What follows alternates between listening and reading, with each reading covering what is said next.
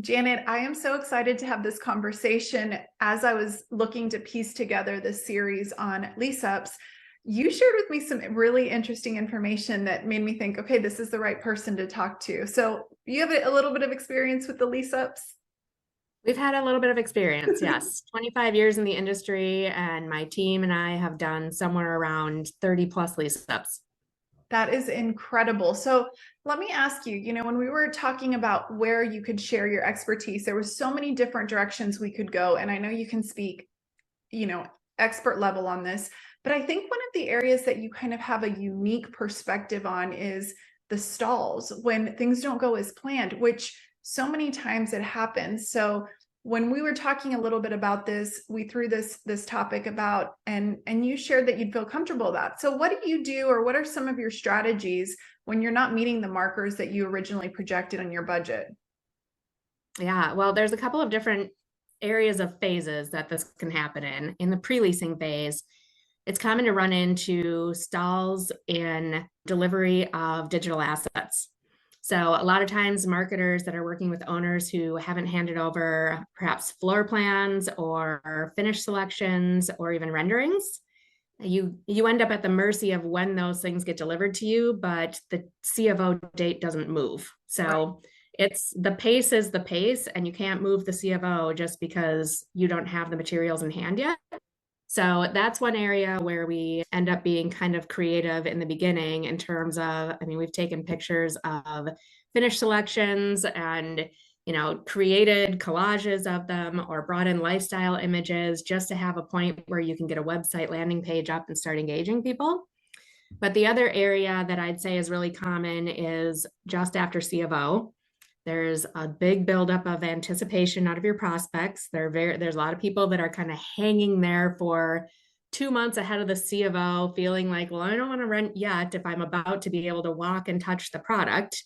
And then you get this big group in all at once, and then a lull just after C of O. So one of the things that we always do around that month after the C of O is just reassess everything. Take the time to turn over every stone in marketing and ad spend, especially in your marketing. A lot of times we're so busy moving forward that we forget to look back and make sure that renderings have been replaced with professional photography, that coming soon messages now say now open, office hours have changed from, after construction leaves to 7 days a week. Make sure that all of that messaging is clean and clear, that you're open for business, you're moving residents in, you've got it all ready to go. The other thing that we find a lot too is evaluate the leasing process, because the messaging that you've put in your chat bots, your AI, your contact forms could be spinning prospects in circles of, we're only taking tours from 5 to 7 p.m. or make sure that you've gone back and fixed all of that messaging to clarify that you're open when you're taking tours, how easily you can get to a leasing agent, and what the next step is. Those are so good. Let's maybe go back and dissect a little bit. So that first one that you talked about, it sounds like you really have to be creative because you may have these delays. We're an ad agency, so that happens a lot of times. The rendering timeline doesn't match up, or the floor plans. How do you feel in terms of like the marketing team? How do they prepare? You feel like they almost need to anticipate or plan for the stall in a way? Yeah. Yeah. There are some development groups and ownership groups that have the benefit of getting materials really early. I've worked for a lot of groups that I have not had that luxury. Yeah. And sometimes it's just that decisions haven't been made. And, I like to bring a couple of floor plan styles, the 3D floor plans or the, artistic renderings to ownership and just say, what's close? It doesn't have to be perfect, Right. but what can we use that's close? Is it going to be white cabinetry? We don't have to know the exact color of white. Just, is it white cabinetry? Is it going to be dark flooring or light flooring? Let's just get close. It doesn't have to be exact. But to get to the point where you actually can develop the floor plans creatively, or even the renderings, there's so many new tools now that can create renderings from literally nothing, or models without the furniture in it. You do have to be creative because you're essentially bringing a product to life for prospects where they're going to live. Absolutely. And you don't necessarily have all the tools yet. And when you're waiting for the architect or the owner to finish those selections, I mean, I can't tell you how many times they have given us the rendering and we're a week away from being in the building. Oh my goodness. Oh, you know what? And then when it comes to the actual like developing of like the brand and the collateral, I always tell people don't get stuck on the creativity cul-de-sac where you think you're going Yes. somewhere, but you actually never make a decision. You need to get on the off ramp. And so I think what you mentioned is like have in your mind that there's going to be versions. Like we can go with good enough in some instances. Yes. If the rest of your brand is really strong, having some things that are going to evolve, to me, we shouldn't get so caught up in that. And I see that Yes. happen a lot. Yeah, we operate off the saying, perfect is the enemy of good enough to go. Yes. And when it's online, you have the ability to always say, like, rendering, finished selections coming soon. And people know to assume that there's going to be something that's going to show the actual very soon. I think there's a marketing opportunity in that where it can be like an unveiling, like in a delay. Yes. Where is the opportunity? We can make it like a secret. Like you won't know the countdown is on. Can you guess what the finish is going to be? I could see that. Yes. I love that. Yeah. So then you talked about zooming out. And I think that that's a mistake I see a lot of times too. I'll go on a page and there's only a landing page, or there's a landing page that says coming soon and they're already supposed to be leasing or different things. Yep. So what are some of the different touch points that you make sure people are looking at when they're doing that zoom out process in that stall? So we actually have developed a product called a Stride report that we use. And it came out of, I mean, my entire team has been marketing directors or VPs of marketing within organizations. So we've all been there. And there's just not a lot of time for a marketer or a property manager or a leaser to pause the activity and go turn over every stone to make sure everything's up to date. So we developed our Stride report specifically to do this for them and give back a set of recommendations and the friction factor behind getting a prospect from your digital presence to your human handoff and through the leasing process. So a couple of the things that we see very often on lease-ups, even 2 years down the road, Google business pages still say coming soon, or messaging on ILSs still says opening summer of 2022 and it's now 2024. It's really actually very common. And I mean, you're just moving so fast. It's not anyone's fault for not having time to backtrack, but it is really important that you do backtrack and maybe define those duties on who's going to look through ILSs and make sure they all say the right things, and who's going to run as a leasing prospect and see all the messaging, who's going to go make sure all the professional photography and media is updated. But that is definitely an area that we see an opportunity for improvement. The other thing that we really look at, somewhere around 50 to 60% leased up, is really dissect your unit availability. What's left? Because the worst thing that can happen is getting down to, I call it the last 10 pounds. The last 10 pounds on a diet is always the worst, right? Legitimately the best analogy, because you didn't have to say one more word and I knew exactly what you meant. The struggle point, right? And for a lease up, that last 10% can really easily end up being your most undesirable units. Yep. And nobody wants to be stuck with those in a lease up. So, we always make sure that we're looking at around 50 to 60% leased up. What's moving fastest and what is lagging? And take a look at the units that are moving fastest and at the most rapid pace. Maybe you need to price those a little more aggressively. Slow that down a little bit on demand, and look at the ones that aren't moving as fast and look at whether or not they need an adjustment in pricing. Another area that I always say moves units, move your model. Yes. Move your model to the least desirable unit. And I swear, just putting furniture in there and bringing people through it with a different look, all of a sudden it's the unit everybody wants. Yeah. So around 60% full is when you really should start having budget to move your model frequently. Okay. So if you need to hire in movers to do that in an afternoon, plan for it once a month, because as you progress up 70, 80, and 90% lease, you're going to keep moving that model to the unit that's most available. A quality that you just said that speaks to me when I think about the team that's going to be the most successful is they're going to have to be agile. And it sounds like that's what you're talking about. So it's like the foresight to know. The more that you talk, it's like, I know sometimes we get hit with these things that feel like surprises, but I almost think operate as if these are going to be the worst case scenarios and have this plan in advance. And I love the fact that you guys have developed this report to let you look at every single touch point and really evaluate what's maybe the part that could just sometimes one small change I have found is exactly the conversion point that you got stuck at. It's the bottleneck. Yeah, exactly. It can also be down to your touring and your office hours. You know, it's a brand new building, it's a brand new product. You're trying to get a lot of people through in a short amount of time. And you don't, you know, your CRM will tell you when people have been interested and when they have reached out, but it doesn't necessarily record for you what time people want tours and ask for them and whether they've asked for a virtual or an in-person tour. So I always say, like, just go ahead and open wide up. Like, if somebody wants a before work 7 a.m. tour, offer it and see what happens. If you get takers on it, then change your office hours accordingly and have a couple days where you can be there really early or a little bit later. Saturdays, Sundays, maybe they aren't that frequent, but you can do them in groups. You can just say we're, you know, group touring from 1 to 3 p.m. That's a great idea.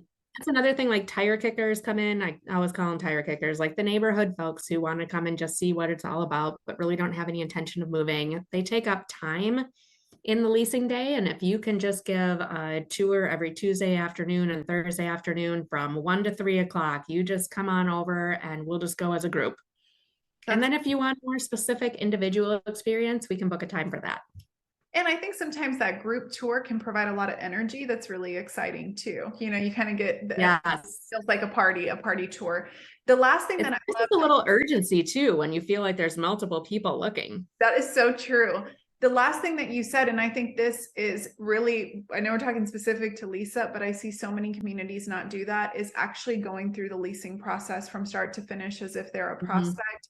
I was on a website very recently for a management company, and there was just one point that was really frustrating. And they were a client that I was just kind of going through as if I was a person leasing. And I thought, I wonder when the last time is that they went through this entire process. So where are some of those like sticking points that you see that maybe people don't always think of, but that can be frustrating? The biggest friction factor right now is in that tech to human handoff. Yeah. We have a lot of really remarkable tools in the industry right now, chatbots and AI and text solutions to pre-lease and pre-screen and pre-qualify. And they're doing a great job, but the handoff from that appointment from the AI bot to the human being often has a little bit of friction in it. And that needs some smoothing out so that the prospect never realizes that they weren't engaged with someone from your office. It's often things like, I just had one the other day that I was trying to evaluate a self-guided tour for the client. And I got all the way through the system and went to click schedule your self-guided tour. And I got stopped at that point. Well, we didn't realize that if the only availability on your books is already occupied, the self-scheduler won't offer a tour. Oh my goodness. So I got stuck there. So I had to kind of backtrack and ask for a virtual tour. And the AI agent, I didn't even know it was an AI agent, which made it even more fun because it was very fluid. The AI agent was like, yep, absolutely. 1 o'clock Friday, we're on, no problem. We'll send you a link when we get closer to the date. And then I got another communication that sent me a confirmation with an address for the property, all the parking instructions, how to get through the front door. I'm like, whoa, I'm virtual. So that kind of information just causes a little bit of friction. And I think, we're all onboarding it so fast. There's such cool tools coming. We're onboarding too fast to actually go be a prospect. Yeah. And test it from the prospect lens, not just from the here's how it looks on the website, here's how it looks to the employee on the back end, but what is the prospect experience? And how can we bridge that handoff and make it super smooth? So it seems like that could be something that is part of a weekly or monthly checklist that somebody, because things change, things get back end disconnected, or just the flow is different. So I think that's a great idea. These are such amazing ideas. Did we miss anything that you wanted to share today? I would just also say when you get to that, 70% leased up and you're closing in on 100%, a couple more things. One is don't cut your budget at the 1 year mark or the 100% mark, because there's always a phase 2 lease up. There's always a second lease up when you are all of a sudden faced with the final remaining units to lease up and lease expirations coming. The double whammy. Yeah, the double whammy. Yep. And then pricing, if a floor plan style is not moving, price on demand, or use incentives to achieve what you're trying to achieve. If you're trying to get people to move in sooner, then put the incentives on the move-in date. If you're trying to get a certain unit to start moving, put the incentive on that unit. Don't just broad post, a month or two free without defining what the end goal is that you're trying to achieve. That makes a lot of sense. So clearly our listeners know that you know what you're talking about when it comes to lease. How do you guys help communities? Tell us a little bit about your company and what you all do. So it's Cadence Marketing Solutions, and we are out of Minneapolis, but we operate across the United States. We can help with just about anything, but our sweet spot is really and we named it Cadence Marketing Solutions because I've been a lifelong runner. And when it comes to running, your cadence is all about pacing and your stride and making sure that you are in optimal performance and running efficiently, which is exactly what we want to do with our clients. So we do asset performance audits from a standpoint of we have a stride report that is our prospect experience lens. We measure the friction factor, and it's just much faster than a marketer having to pause everything and evaluate the entire process. Sometimes a neutral eye is much more handy and engaged. And then we also have a sprint report that's a deep dive into the marketing of your property and its marketability in the sub-neighborhood that it's in. And then the other thing that we do that we've really gotten going in the last 18 months is we mentor marketers in multifamily or anyone who influences marketing in multifamily. We have a virtual community called Run Club that is really set for anyone who wants to join a mastermind community and come out and be present with other people who I say speak your language. Yeah. It's kind of an isolated role in multifamily. There's only a handful of us, if that, in any organization. And you're trying to do a lot of things with very little time, and you're trying to roll out a lot of new tools that require new behaviors across the portfolio. And I always say it's our Run Club members. We got you. We get what you're trying to do, and we rally together to learn and grow and work through these obstacles. And then we also offer workshops. One of them is called Occupancy Recovery. And another one is we offer Lease-Up labs on a monthly basis in Run Club. And we have a workshop for leadership from a productivity standpoint using the Working Genius model from Pat Lencioni. So a lot of tools that we're trying to bring to just help multifamily marketers really level up their growth and initiatives in marketing. That's so exciting, Janet. I'm excited to be a part of your club. And I love how your philosophy is bringing everyone together to the table to really have this interactive experience. And something that appeals to me about you make everyone feel welcome, where people can actually speak their challenges and find solutions. And it's less about, it's not competition, it's collaboration from what I've experienced. 100%. I've had so many people ask me why I'm not just doing a podcast, and it's because it really is truly important to me that everybody gets a voice in the conversation. Yeah. I don't want to just do an interview. I want to have a conversation and allow our marketing members, whether they're on the vendor side or on the operations side, to be able to ask questions about that challenge, push a little further, and tell us what you're running into and be a part of the conversation. That's really where we all grow. So where's the best place for people to find you? Our website, cadencems.com, and you can find Run Club in one of the navigation tabs out there, or you can find me on LinkedIn. It's Janet Rosseth, Rosseth. Happy to connect with anyone. Yes, and I'm going to put all the links in the corresponding blog. So anybody that's listening, it'll be in the show notes. It'll also be in the blog. And I'm just so thankful, Janet, that you shared so much of your experience. There was a lot of things there was a lot of just points there that made me kind of stop and think, oh, there's so many good ways to even pre-plan a lot of these challenges and get ahead of them, which as marketers, we're always trying to kind of foresee what's that next landmine. So thank you. Yes, what's coming around the corner. Exactly. So thank you for your time, and we got to do this again. Absolutely. Thank you. All right, friends, I hope you enjoyed this conversation with Janet Rosseth. Make sure that you connect with her on LinkedIn, Also, follow her company. If you're hitting a stall or you need somebody to dig into the data, Janet and her team are the ones to do that. All of the services that she talked about, I'm going to link in the blog below. So make sure that you're connecting there, because she really knows how to dig in and help your teams to reach that next level. Thank you so much for being a part of this Lease-Up series. I hope you guys enjoyed it, got value from it. And if you did, please leave us a review. It helps others find the multifamily mix.